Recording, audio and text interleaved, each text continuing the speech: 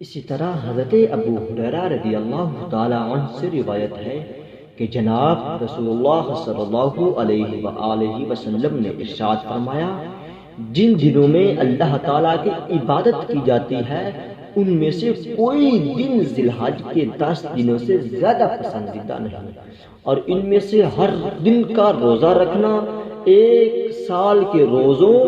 اور ہر رات کا قیام لیلۃ القدر کے قیام کے برابر ہے۔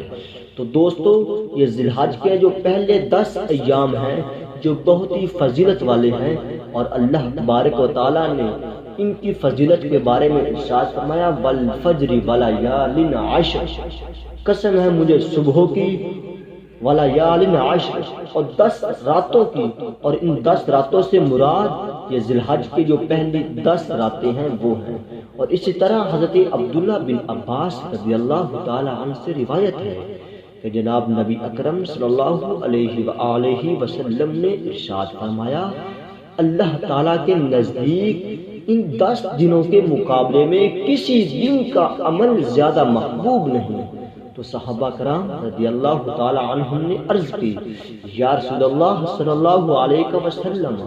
کیا اللہ تعالیٰ کے رستے میں جہاد بھی نہیں؟ ارشاد فرمایا، ہاں، جہاد بھی نہیں، البتہ وہ شخص جو اپنی جان اور مال کے ساتھ اللہ تعالیٰ کی راہ میں نکلا، پھر ان میں سے کسی چیز کے ساتھ بھی واپس نہ ہو، یعنی وہ شہید ہو گیا، تو اس کا عمل یہ افضل ہے، ورنہ کوئی بھی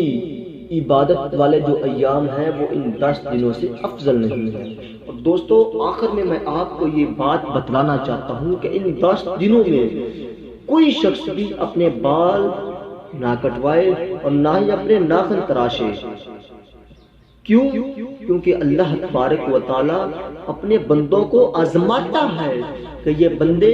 اب میرا حکم مانتے ہیں یا اپنی خواہشات پوری کرتے ہیں۔ اور دوستو، ان 10 دنوں میں اپنے ناخن اور بال نہ کٹوانا اور نہ کاٹنا یہ مستحب ہے۔ جب انسان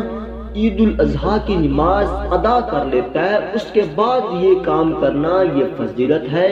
یہ مستحب عمل ہے۔ تو دوستو، ہمیں اللہ تبارک و تعالیٰ کی خوشنودی حاصل کرنی ہے، نہ کہ اپنے خواہشات کی پیروی کرنی ہے۔